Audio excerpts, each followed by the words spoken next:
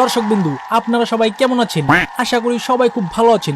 আজকে আমাদের এই অনুষ্ঠানে আপনারা সবাই উপস্থিত হয়েছেন, এই জন্য সবাইকে জানাই অসংখ্য অসংখ্য ধন্যবাদ এবং ভালোবাসা। আজকে আমাদের এই অনুষ্ঠানের একটা উদ্দেশ্য, সেটি হচ্ছে আমাদের বাংলাদেশে যত লর্ড ক্রিকেটার আছে এবং যত মোনালিসা আছে, আমরা সবাইকে আজকে পুরস্কৃত করব, যার মাধ্যমে সেই লর্ড রূপী মোনালিসা গুলো আরো বেশি লর্ড হওয়ার জন্য অনুপ্রেরণা এবং উৎসাহ পায়। আমরা সব সময় ক্রিকেটের লর্ডদের পাশে আছি। আমাদের লর্ডদেরকে পুরস্কৃত করার জন্য সুদূর উগান্ডা হতে আমরা ট্রফি উড়িয়ে এনেছি, শুধু আমাদের বাংলাদেশের এই মোনালিসা রূপী লর্ডদেরকে পুরস্কৃত করার জন্য। আর সেই পুরস্কারগুলো বিতরণ করবেন আমাদের মাঝে থাকা গণ্যমান্য অনেক ব্যক্তিগণ।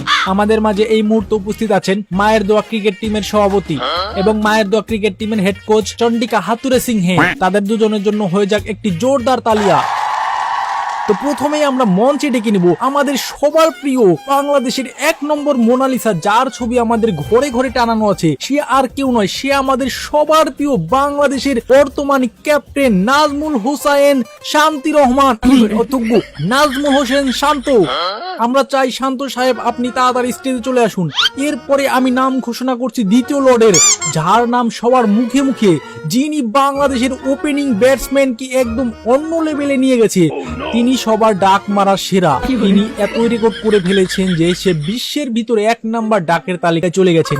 সে আর কেউ নয়, সে হচ্ছে আমাদের ওয়ান এন্ড অনলি সবার প্রিয় লিটন কুমার দাস। লিটন কুমার দাস।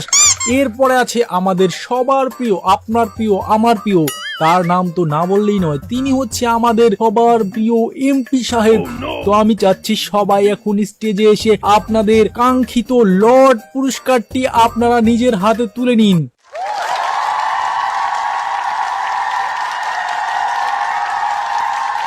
তো দর্শক বিন্দু, আপনাকে পারাপারি করবেন না, কেউ হুড়োহুড়ি করবেন না। কিছুক্ষণের ভিতরেই আমাদের লর্ড কমিটির সভাপতির হাতে তুলে দেব আমাদের কাঙ্ক্ষিত সেই ট্রফিটি। তো একে একে আমরা সবাইকে ট্রফি দিয়ে সম্মাননা জানাবো। আমাদের বাংলাদেশের ক্যাপ্টেনকে তার সম্মানিত পুরস্কার তার হাতে তুলে দিচ্ছেন। অপরদিকে আছে আমাদের সবার প্রিয় কোচ হাতুর সিংহে, যার নাম না বললেই নয়। সে এখন তার প্রিয় ছাত্র লিটন কুমার দাসকে লর্ড কমিটির সভাপতি হওয়ার জন্য আনন্দের সাথে তার পুরস্কারটি তার হাতে তুলে দিচ্ছেন। আর এদিকে এমপি সাহেব কেউ পুরস্কার তুলে না দেওয়ার দুঃখে সে নিজেই তার পুরস্কার হাতে তুলে নিচ্ছে। তো প্রথমে আমরা লিটন কুমার দাস তার কাছ থেকে জানতে চাইবো তার এই দুর্ধর্ষ ব্যাটিং এবং লর্ড হওয়ার পিছনে সর্বপ্রথম ইন্সপাইরেশন কে ছিল এবং কার উৎসাহতে সে এত ভালো ভালো ব্যাটিং করে লর্ড হয়ে গেল। আপনারা সবাই কেমন আছেন? আশা করি সবাই খুব ভালো আছেন। আজকে আমি অনেক খুশি, কারণ আমার এতদিনের ক্রিকেট ক্যারিয়ারে আমি এত ভালো সম্মাননা কখনো পাই নাই। আমার মনে হচ্ছে আমার জীবন আজকে সাকসেস। আমি এত সুন্দর একটা উপহার পেয়ে এবং লর্ড কমিটির সদস্য হতে পেরে আমি নিজেকে অনেক গর্ববোধ মনে করছি। আমি লর্ড হওয়ার জন্য আমাকে সর্বোচ্চ সাহায্য করেছেন আমার প্রিয় ওস্তাদ চন্ডিকা হাতুরে সিংহে। শুধু তাই নয়, টিম সিলেক্টররাও কম সাহায্য করে নাই। টিম সিলেক্টররা দেখছে আমি বারবার রান না পাওয়ার পরেও আমাকে টিমে সিলেক্ট করছে লর্ড হওয়ার জন্য। এই জন্য আমি সবার কাছে ঋণী। তো সবাই আমার জন্য দোয়া করবেন, আমি যেন বাংলাদেশকে রিপ্রেজেন্ট করতে পারি এই লর্ড হওয়ার মাধ্যমে। তো এরপরে আমরা যাচ্ছি আমাদের বাংলাদেশের বর্তমানে দুর্ধর্ষ একটি ক্যাপ্টেন, যার ক্যাপ্টেন্সির কথা না বললেই নয়। তিনি আমাদের সবার প্রিয় নাজমুল হোসেন শান্ত। আমরা জানতে চাই তার লর্ড হওয়ার পিছনের গল্পটি। আপনি আপনার সাকসেসের কথা আমাদের সাথে শেয়ার করুন, যাতে আমাদের পরবর্তী প্রজন্ম এরকম লর্ড হতে চাইলে আপনাকে দেখে উৎসাহ পায়। সম্মানিত উপস্থিতি, আপনাদের সবাইকে জানাচ্ছি সালাম। আপনারা সবাই আমার ভালোবাসা নিবেন। আপনারা সবাই জানেন আমি বাংলাদেশ ক্রিকেট টিমের একজন সম্মানিত লর্ড নাজমুল হোসেন শান্ত। আমি এই লর্ড হওয়ার জন্য অনেক কষ্ট করেছি, অনেক পরিশ্রম করেছি, অনেক জায়গায় ঘুরেছি, অনেক দাঁড়ে দাঁড়িয়ে গিয়েছি, কেউ আমাকে সাহায্য করেনি। শেষমেশ আমাকে সাহায্য করেছে বাংলাদেশের ক্রিকেট টিম। আমি বাংলাদেশের ক্রিকেট টিমকে একদম শ্বশুর বাড়ি মনে করি। যখন যেখানে খুশি সেটাই করি। আমার মন যখন চাইলো আমি বাংলাদেশ ক্রিকেট টিমের একজন ক্যাপ্টেন হব, আমি হয়ে গেছি। আমার ইচ্ছা করছে না আমি রান করবো না, আমি করিনি। কিন্তু তারপরেও কিন্তু আমি ম্যাচ থেকে কখনো ছিটকে যাইনি। আমি ম্যাচেই পড়ে আছি।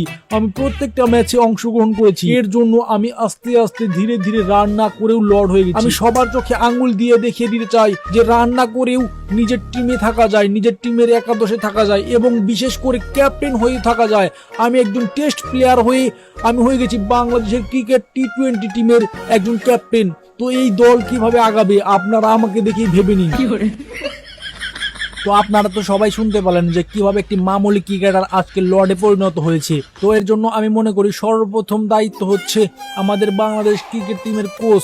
তিনি এই লর্ডকে এমন ভাবে ট্রেনিং দিয়েছে যে তার ট্রেনিং পেয়ে সে আজকে লর্ড হয়ে গেছে। তো আমি শুনতে চাই যে তার প্রিয় ছাত্রের এত ভালো সাকসেসের জন্য তার কেমন লাগছে, তার কেমন অনুভূতি। আসসালামু আলাইকুম, আপনারা সবাই কেমন আছেন? আমি জানি আপনারা সবাই ভালো আছেন, আর আমিও কিন্তু খুব ভালো আছি। আর ভালো থাকবো না কে, যখন দেখি নিজের প্রিয় ছাত্র এত ভালো ভালো উপহার পাইতেছে, এত ভালো ভালো পজিশনে চলে গেছে, তখন তো নিজের ভালোই লাগবো। আমার প্রিয় ছাত্র যে লর্ড হয়েছে এর জন্য আমি নিজেকে গর্ববোধ মনে করতেছি। তো আমার ছাত্রের জন্য দোয়া করবেন, আমার ছাত্র যেন আরো দূরে চলে যায়।